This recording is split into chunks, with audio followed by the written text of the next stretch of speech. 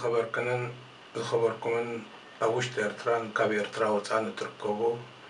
ኣብ መላእ ዓለም ኤርትራውያን ብሓበራ ሰላምታይ ብምቕዳም ካብ ሆፕ ሜድያ ዛራት ቻናል ነዚ ናይ ሎሚ ንእሽተይ ሓበሬታ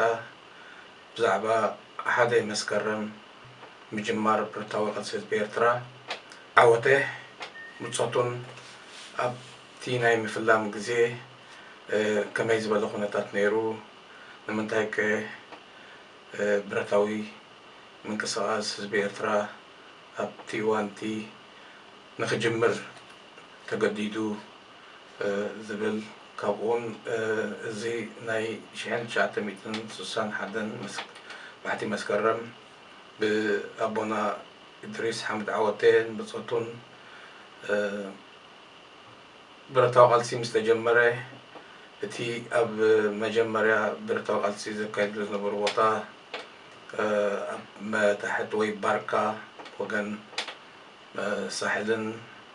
ሰንሒትን ደንከልን ሙሉእ ኤርትራ ናብ ኩሉ ኣይኮነን ማቱ ውሕድ ዓቕሚ እሞ እግሩ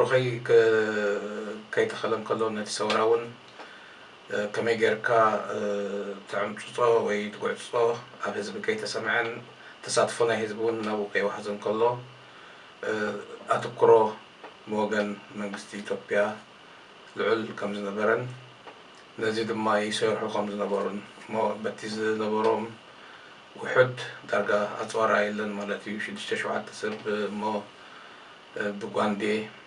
ምስቲ ገዚፍ ዓቕሚ ዝነበሮ ሰራዊት ናይ ኢትዮጵያ ደገፍ ናይ ልዕሊ ሓያላን በዓል ኣሜሪካን እስራኤልን ዝድገፍ ዝነበረ ሰውራ ጀሚርካ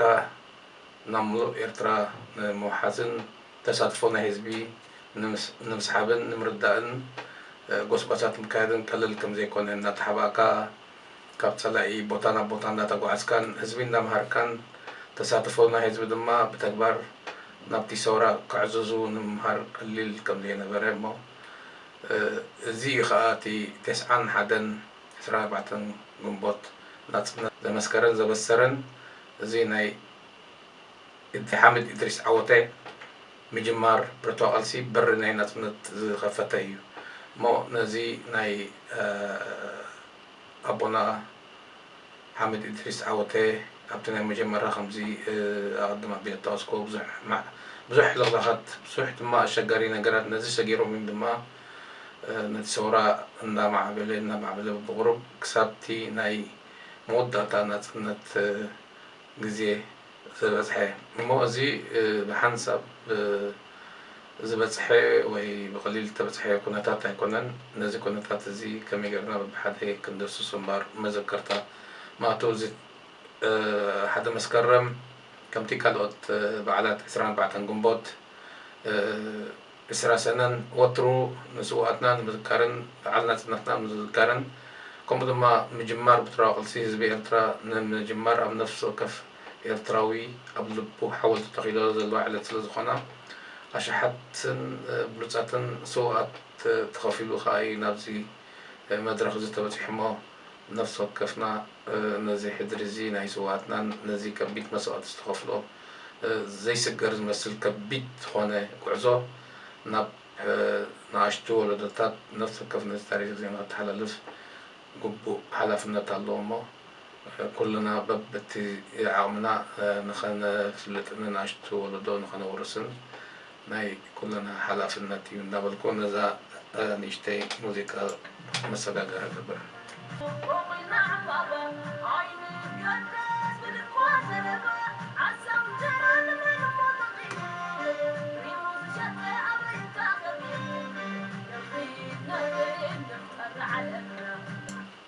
ቀፂሎም በዓል ከምዚ ኣቐድም ቢለ ኣብ መደብ ዝጠቐስኮ እቲ ናይ ምጅማር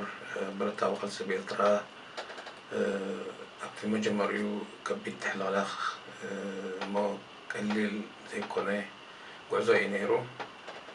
ቀስ እናበለ እቲ ሰውራ ክዓቢ ማለት እቶም ብኣቦና ሓመድ ኢድሪስ ዓወተን ብፆቱን ጀምሮ ቀስ እናበለ እናማዕበለ ብተጋድሎ ሓርነት ኤርትራ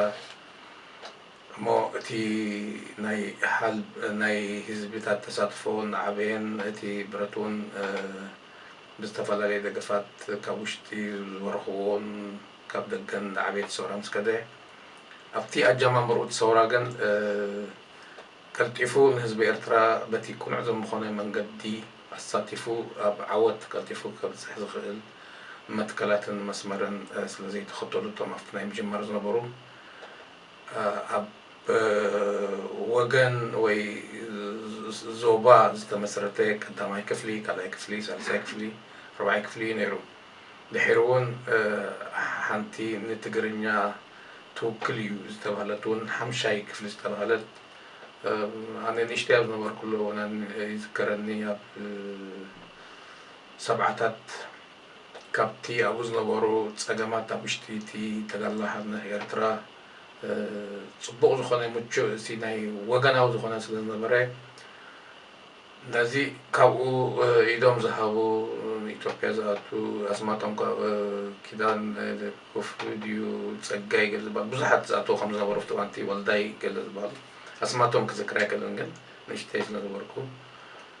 ከምዚ ኩነታት ነይሩ ምቹእ ኩነታት ኣይነበረን እዚ ምቹእ ኩነታት ዘይምንባር ድማ ካብ ውሽጢ እቲ ናይ ተጋድሎ ሓርነት ኤርትራ ናይ 1970 ናይ ህዝባዊ ግንባር ወይ ህዝባዊ ሓይልታት ሓርነት ኤርትራ ምፍላይ ቀዳማይ ወገን ብዓደን ገይሩ ዝወፀ ብወገን ሳሕል እቲ ካልኣይ ወገን እውን ብተንከል ወይ እቲ ብዓላ ዝነበረ ማለት እየ ናብ ኣብ ተፈላለየ ወገን ብፃይ ናይቲ እዋንቲ ናይ ሕጂ ናይ ሃገር ኤርትራ ፕሬዚደንት ኢሳያስ ኣፈወርቂ ዝምርሑ ከምኡውን ብድምሩ ድሓር ድሒሩ ዕበል ዝበሃል እውን ካብ ናይ ጀብሃ ተፈልዮም ብብዝሒ ብሓንሳብ ናብ ናይ ህዝባዊ ሓይልታት መሳርሒ ዝተፀንበሩ ብወገን ብሂወት ዘየለዉ መራሕቱ ኣብ ጥያራን ኣብ ዕጃጅን ዝበሃሉ ድሒሮም ካብ ምስ ናይ ዑስማን ሳልሕ ሰበ ምፍላይ ተፈልዮም ንሱዳን ከይዶም ነይሮም ሕጂ ብሂወት የለውን ነብሶም ይምሓር ከምዚ ኢሉ ከዓ እቲ ምዕባለታት ናፅነት ከምፅእ ዝኸኣለ ድሕሪ እቲ ናይ ክፍልታትን ካሊእ ኣብ ውሽጢ ዝነበረ ግዕዘይ ዝኾነ ስራሕ ፀራሪቡ ሓደ ንፁር ዝኾነ ዕላማ ዘለዎ መስመር ንህዝቢ ኤርትራ እንዳንቃሕካን እንዳውደብካን እንዳዓጠቅካን ሰብን መሬትን በብደረጅኡ ሓራ ንምውፃእን ሙሉእ ነፃ ኤርትራ ከምፅእ ዝኽእል ንፁር ዝኾነ መትከል ሓንፂፁ ተጓዒዙ ማለት እዩ ካብ ዝተበገሰ ድማ እቲ ዕብየት ናይቲ ሰውራ እንዳደንፍዐን ተሳትፍነት ናይ ህዝቢ ኤርትራ እውን እንዳደንፍዐ ከይዱ ናብቲ ናይ 91-24 ጉንበት ደረጃ በፂሕና ማለት እዩ እዚ ኣኸበይ እዩ እቲ መበገሲ እዩ ግን እቲ ናይ ኣሕመድ ኢድሪስ ዓወተ እታ ንእሽተይ ቆልዒ ከመይ ጌራ ተባሪዓ ንሙሉእ ኤርትራ ናብ ዓወት ከም ዘብፅሐት እዩ ሕጂ እውን ቀፂለ ነታ ሙዚቃ መሰጋገሪ ክገብር እየ ክቕፅል እየ ማለት እዩ ተሓበሬታ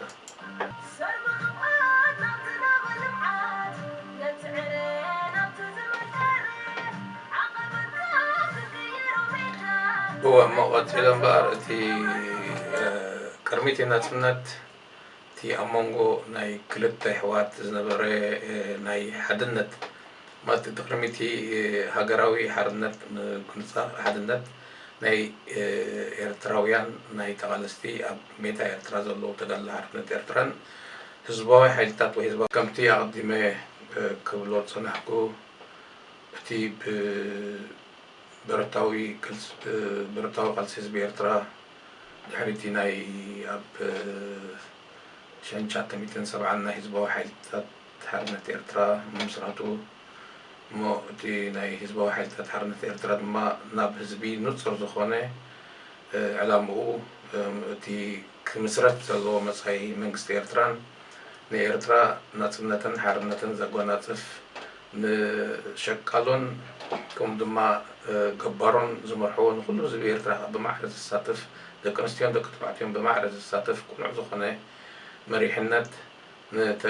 ውድብ ብግቡእ መሪሑ ድማ ክሳብ ዓወት ኣብፅሑ 91 ብናጽነት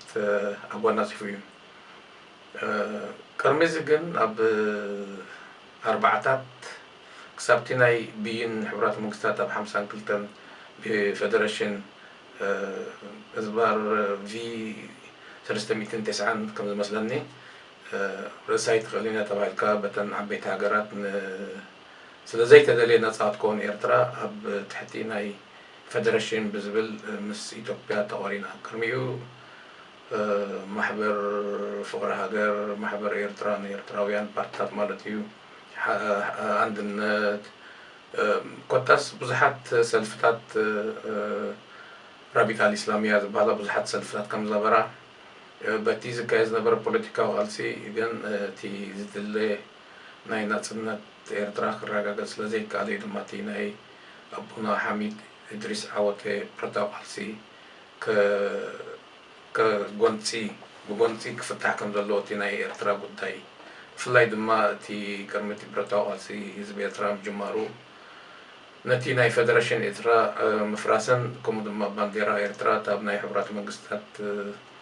ኣብቲ እዋንቲ ተንበልቢላ ዝነበረት ንዕቁ ምውራድ ናይ ኢትዮጵያ ባንዴራ ብምስቃል እቲ ቀስ በቀስ እውን እቲ ወታደራት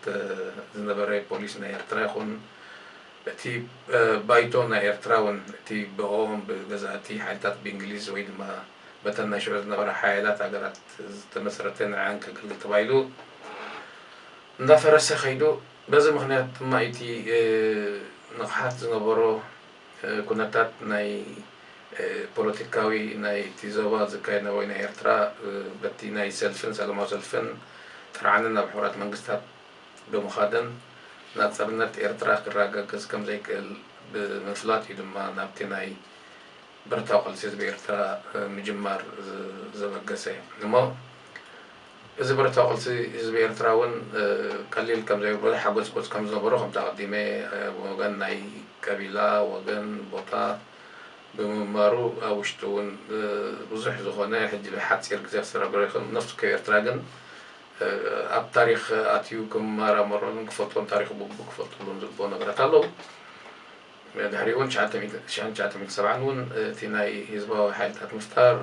ንዓበየ ህዝብና ክኸይድ ከሎ እውን ኣብ መንጎ ሕልኽልኻት ኣይነበረን ማለት ኣይኮነን ነዚ ኩሉ ሕልኽልኻት እንዳፀረገ እስካብ 24 ግንቦት 1991 ናጽነት ዝመፀ ድማ እቲ ናይ ኩነታት ኤርትራ ከምዚ እናበለ እዩ ዝቕፅል ነይሩ እሞ ድሕሪ እቲ 91 ነፃ ምዃኑ ኤርትራ ኣብ 93 ሚያዝያ ይመስለኒ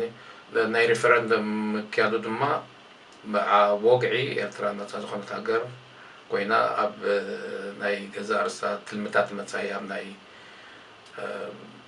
ምህናፅ ሃገር ምክንያቱ ካብቲ ናይ ኣብ በረኻ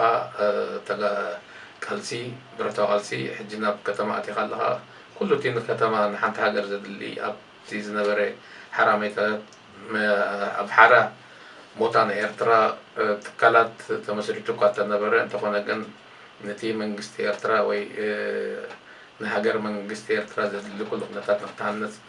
ብሓፂር ግዜ ከም ዘይኮነ ነዊሕ ግዜ ከም ዘድልየካ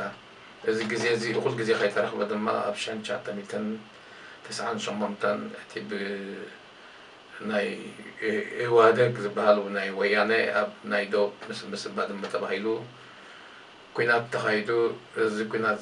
ድማ ከቢድ ዝኾነ ቀዳማይ ካልኣይ ሳልሳይ ወራር እንዳበልካ ተኻይዱ ክሳብ እቲ ናይ ኣልጀርስ ስምምዕ ናይ 2000 ዝፍፀም ድሕሪኡ እውን ኣይ ኩናት ኣይ ሰላም ን20 ዓመት ክሳብ ናይ 2018 ዳግማይ ነቲ ናይ ኣልጀርስ ተቐቢልና ናብ ሰላም ክነትሉና ዝብሉ እሞ ሕጂ እውን እንተኾነ እቲ 2008 2009 እገዳ እቲ ተፃዋውታት ግን ገና ከም ዘሎ ንምንታይ እዚ ኩሉ ተፃዋውታት ግን ኣነ ኣቐድማ ኣቢለ ኣብ ዝሓለፈ እዋናት ኣብ መሰረታ ኤርትራን ኣፍሪካን ከመይ ይመስል ወደብ ዘይብለን ሃገራት ቀይሕ ባሕሪ ኮታን ዝኣመሰላ ቪድዮ ዝሰርሕ ክኾን ኣለዋ እዚ ሕጂ ክትንትኖ ዝደለ ድማ ናብኡ ዘመርኮሰ እዩ እቲ ዘለናዮ ከባቢ እምበር ንእሽተይ ይኩን ሕጂ ናይ ዕረፍቲ ግዜ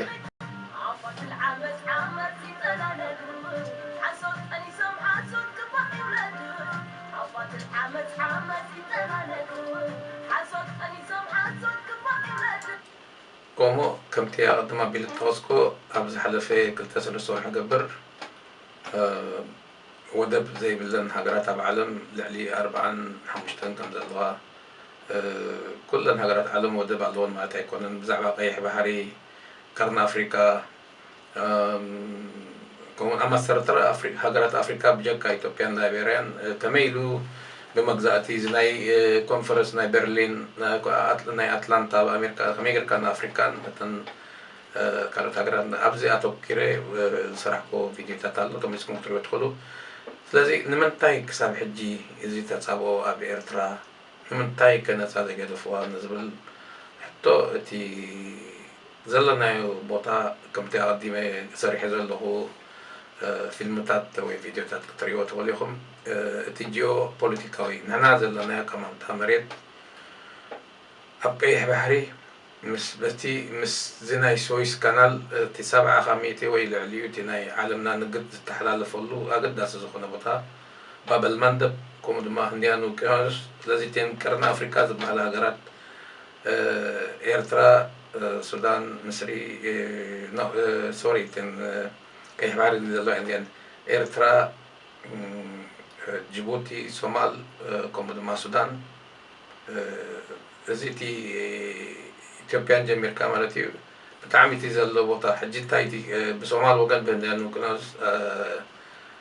ሶማል ኣላ ጅቡቲ ኣላ ብቀይሕ ባሕሪ ኣብቲ ናይ ባባን መልደል ድማ የመን ኣላ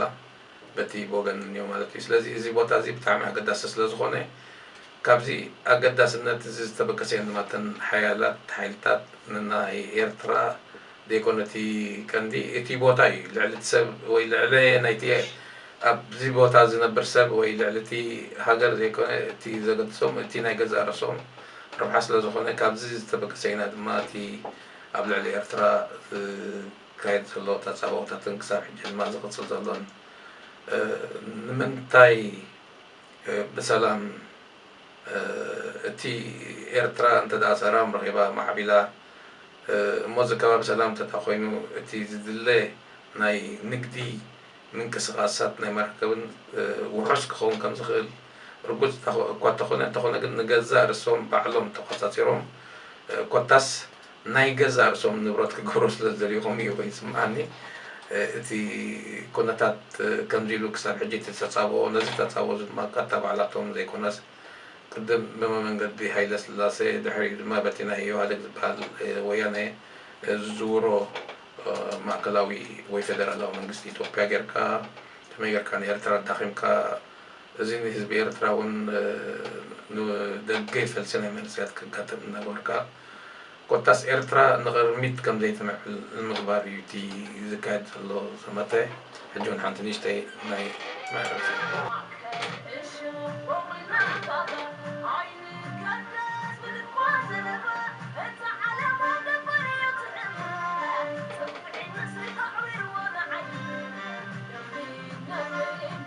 ومو كمتي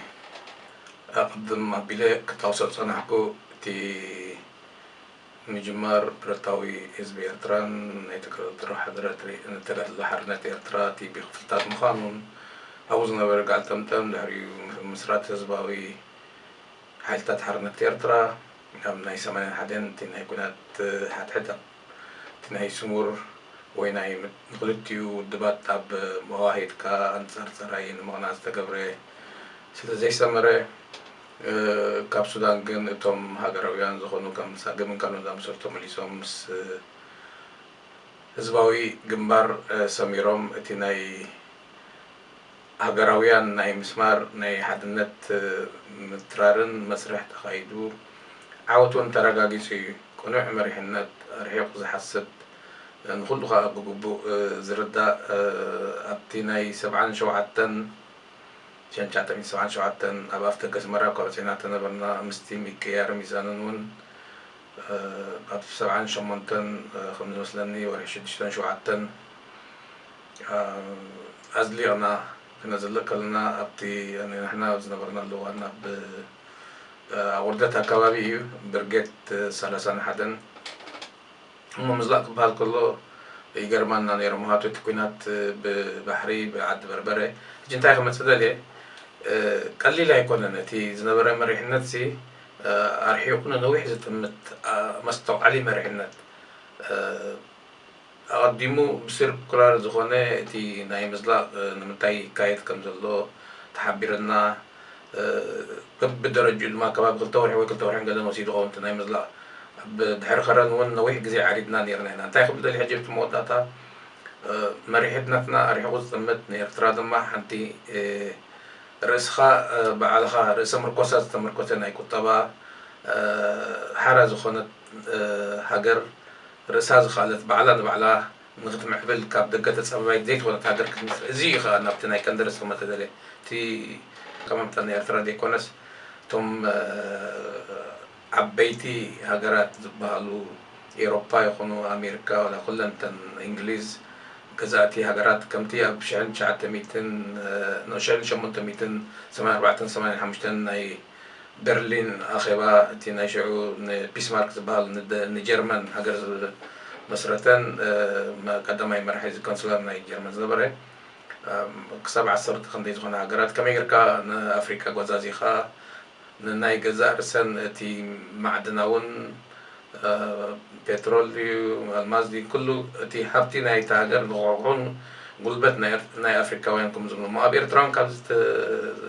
ዝረሓቐ ይኮነን ጉልበት ናይ ኤርትራን ማዕድናታን እቲ ኣብኡ ዘሎ ፀጋታት ኩሉ ንኽጉሕጉሑን እቲ ካልኣይ ድማ እቲ ናይ ኣቀማምጣ ከምቲ ኣቐዲመ ጠቐስኮ እቲ ጂኦ ፖለቲካውን ጂኦግራፊያውን ኣቀማምጣ ናይ ኤርትራ እሞ ከዓ ናቶም ልኽትን ተገዛእን ኮይና ክትከይድ ስለዘይከኣለት ብኻሊእ ኣከባቢ ከምቲ ቅድሚ ሕጂ ናይ ቲፒኤልኤፍ ተራእየ በቶም ናቶም ዝልእክዎም ጌርካ ንኤርትራ ከመይ ጌርካ ረሚስካ ንድሕሪት ከም ትመልሳ መንእሰያታ ከመይ ጌርካ ትብትን ከመይ ጌርካ ነቲ ስርዓት ኣብ ኤርትራ ዘሎ ኣወጊድካ እቲ ንዖም ዝሰማምዖም እንድሕር ንዖም ዝሰማምዑ ክብል ከለኹ ወያነ ማለት ኣይኮንኩን ወይ ናይ ኢትዮጵያ ፌደራላዊ መንግስቲ ኣብቲ ግዜ ዝነበረ ኣይኮነን እቶም ለኣኽቱ ዝሰማምዖም እቶም ዓበይቲ ሃገራት ንኤርትራ ተቆፃፂሮም ድሌቶም ክረኽቡ ዝደልዩ ስለዚ እቲ ብሓፈሻ ክንሪኦ ከለና እታ ፃብኦታት እስካብ ሕጂ ኣይዕረፈን ህዝቢ ኤርትራ እውን ሃገሩ በታ ዘለቶ ዓቕሚ ምግዳብን ናይ ሕርሻ ምኻድን ኩሉ እቲ ክከኣሎ ክግበር ዝኽእል ንኤርትራ ንክብ ንምባልን ንምዕባልን ይሰርሕን بعوم يقبر الله لذا حجي تاب وان زل دما تا كالي حمامات مزي زل حجينا يبسمين إثيوبيا ترى إيه كالي زي نبرة تاريخ نتي إرتراوي من نتن تاريخ عباي تجراي دو أغازيان دو تجراي تكرين دو ندولكا زيهم كل ما بقصو كابي مخانو بخوي كم زفبرك تفلا ليو تعاوم تدو الديمقراطية دو وزح ناي هلولو أبناي السوشيال ميديا كونكا هزبي إرترا نكفال مجمعن نتهجرتي أنا دحريت من بلاسن زكبر زمت بزحمة نفسه كفي إرتراوي أوش تهجر دلون كاب هجر وزايز ركب عمل علم زركب إرتراوي نخيحو برتعو تاريخو بجوبو نعتبن نبتي مت ولدون نما تحللفن نحجرود ما كمطرو كمعبلن كعين ككلافلن دوباتان لناتان كحلون نفسه كف بفلايتو مهبوط كان ركب إرتراويان نفسه كف إرتراوي ناي هاجرو أمباسادري الذي إرترا دما بنفسه كف لبي إرتراويان حاولت تخيل هذا الله ما بأشحات رزين مسوات غفلنا مسوات تهاجر أم نفسه كف زرمارة إرترا ناي أب هاجرنا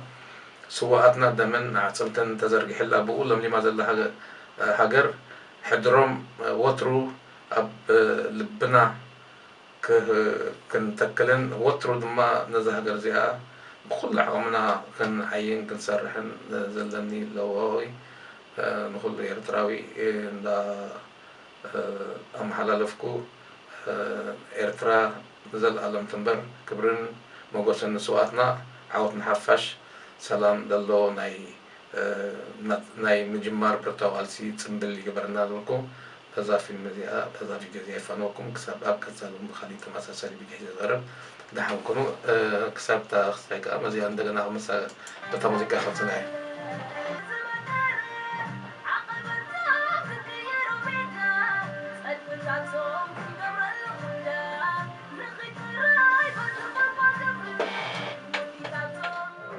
Tell me pretty lies, look me in the face. Tell me that you love me, even if it's fake.